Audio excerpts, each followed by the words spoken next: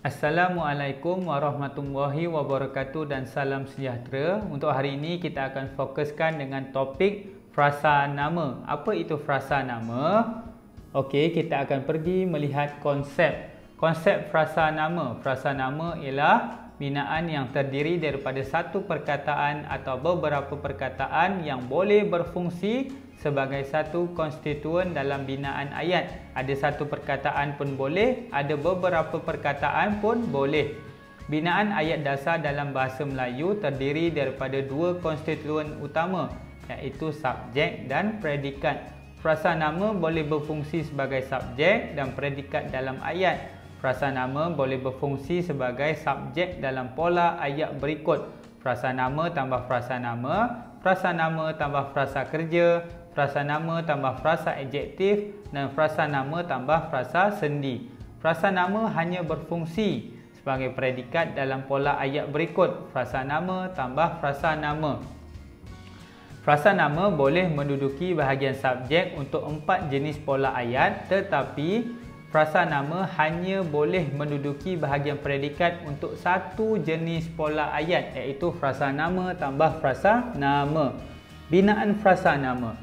Binaan frasa nama dapat terbentuk daripada satu perkataan sahaja ataupun sederetan perkataan. Sebagai contoh, frasa nama kereta boleh diperluaskan menjadi kereta berwarna merah.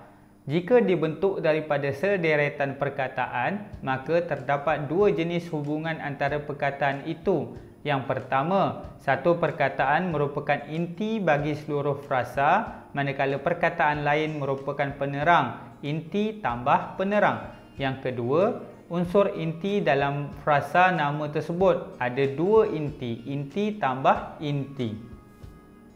Ini merupakan contoh untuk kedua-dua binaan frasa nama. Yang pertama, binaan inti tambah penerang. Inti askar, penerang Melayu diraja. Inti guru, penerang sekolah agama itu. Inti merupakan unsur yang ditekankan penerang ni sebagai penerang kepada inti tersebut. Yang kedua, contoh bagi frasa nama inti tambah inti, kerusi meja, suami isteri. Kedua-dua ini merupakan inti kepada frasa nama subjek. Binaan frasa nama inti tambah penerang. Terdapat dua jenis bentuk, iaitu inti tambah penerang nama dan inti tambah penerang bukan nama. Okey, inti penerang nama. Dalam binaan frasa jenis ini, semua konstituen terdiri daripada kata nama. Intinya kata nama dan penerangnya juga kata nama. Kata nama yang mengisi unsur penerang boleh merupakan ada 13 jenis semuanya. Contoh yang pertama, penerang nama keturunan, penerang nama jenis, penerang nama penyambut, penerang nama kegunaan, penerang nama kelamin, penerang nama tempat, penerang nama arah, penerang nama anggota badan, penerang nama tenaga penggerak, penerang nama hal atau perkara, penerang nama pemilik, penerang nama khas, penerang nama panggilan atau gelaran. Susah ke nak ingat? Senang je. Kita tengok contoh. Yang pertama, inti tambah penerang nama keturunan. Nama pun keturunan. Bila keturunan, dia akan menerangkan tentang salasilah terhadap inti. Contoh, orang Melayu. Melayu merupakan keturunan. Pelajar Amerika. Amerika kan keturunan salasilah. Inti tambah penerang nama jenis. Harimau bintang, gelang emas. Harimau tu jenis apa? Jenis yang harimau bintang. Gelang apa? Jenis gelang emas. Contohnya macam itulah. Kalau inti tambah penerang nama penyambut. Penerang nama penyambut ni menerangkan perkara atau benda yang menjadi objek atau penyambut kepada alat yang ada pada inti. Contoh, inti penyendal. Penerangnya pintu. Penyendal, pintu.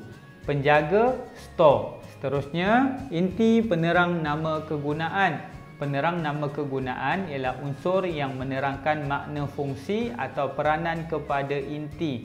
Penerang ni bertujuan untuk menerangkan fungsi dia.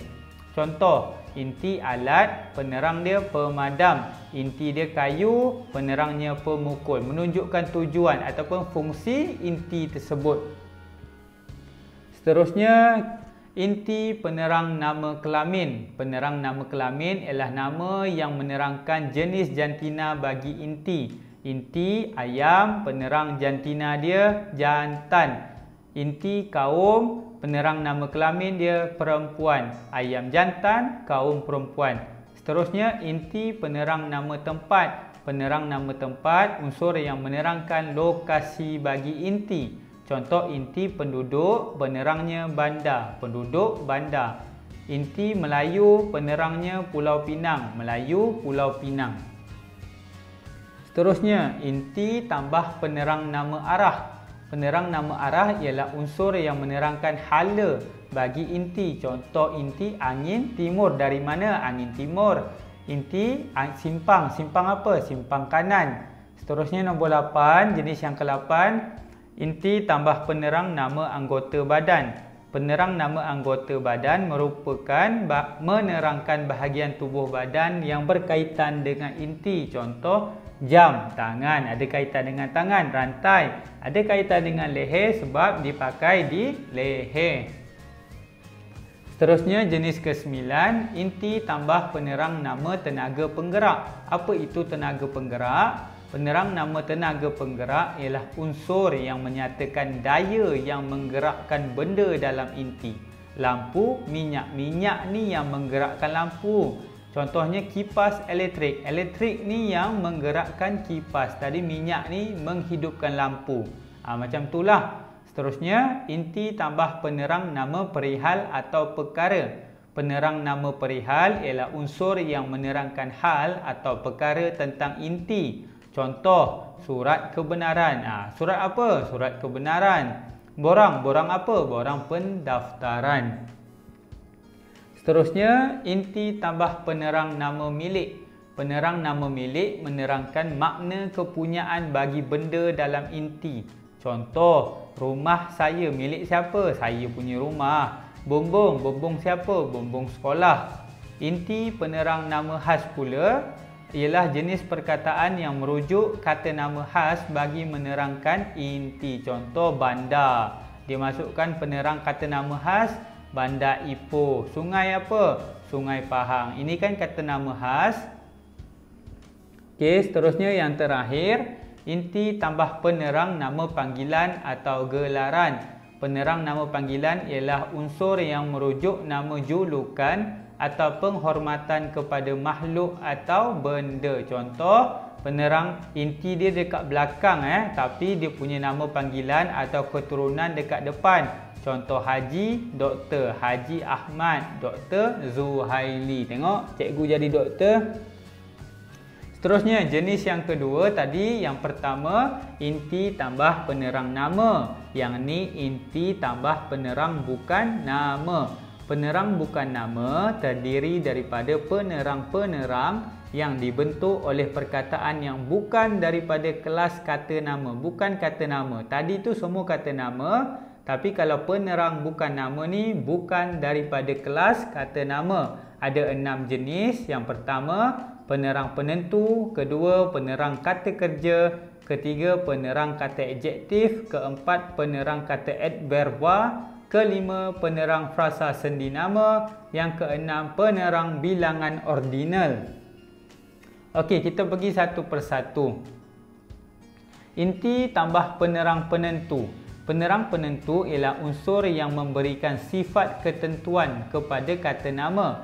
Kedudukannya boleh di hadapan atau di belakang inti. Terdapat dua golongan penerang penentu kata nama, iaitu penentu hadapan ataupun penentu belakang. Penentu hadapan. Penentu hadapan ialah unsur yang hadir di hadapan kata nama. Unsur-unsur ini terdiri daripada kata bilangan yang boleh diikuti oleh penjodoh bilangan. Kata abstrak tidak boleh menerima penjodoh bilangan. Misalnya sebuah keberanian. Mana boleh sebuah keberanian? Kita tidak boleh ukur benda tu. Beberapa kata bilangan tak tentu tidak boleh diikuti oleh penjodoh bilangan. Misalnya semua batang sungai. Salah Okey, kita tengok frasa nama. Kita tengok inti dia. Inti dia sebenarnya askar dengan senapang je. tetapi dia nak masukkan penerang penentu hadapan tadi 5 orang askar, beberapa pucuk senapang. Dia nak tambah penentu hadapan dekat sini, tapi sebenarnya dia nak terangkan pasal askar dan senapang sahaja. Okey, penentu belakang. Penentu belakang ialah unsur-unsur yang hadir sesudah kata nama. Unsur-unsur itu terdiri daripada kata penentu itu dan ini. Contoh, intinya adalah orang. Penentu belakangnya itu. Intinya calon. Penentu belakangnya ini. Seterusnya, inti tambah penerang kata kerja. Penerang kata kerja umumnya menerangkan perlakuan kepada inti. Dia menunjukkan perbuatan lah. Inti dia mesin. Perbuatan dia jahit. Mesin jahit. Wat bersalin. Bersalin ni kan kata kerja, tapi dia masih dalam frasa nama sebab inti tambah penerang kata kerja. Seterusnya, inti tambah penerang kata adjektif. Penerang kata adjektif ialah unsur yang menerangkan makna sifat bagi inti. Dia terangkan sifat inti tersebut. Anak, muda kan sifat ni. Minyak, wangi. Wangi kan sifat. Okey, seterusnya. Inti tambah penerang kata adverba. Kata adverba ialah unsur yang menerangkan cara atau masa bagi kata nama inti. Contoh, intinya cara. Penerang adverba dia demikian. Inti hari, penerangnya lusa. Tetapi ini masih frasa nama. Seterusnya, inti tambah penerang frasa sendi nama. Penerang nama frasa sendi nama ialah unsur yang mengandungi kata sendi nama, diikuti kata nama atau frasa nama dan mendukung makna tempat, waktu, bahan, asal dan matlamat. Contoh, inti dia rumah. Dia masukkan kata sendi di dan ada nama dekat sini, kata sendi nama, rumah di bandar, lawatan ke muzium.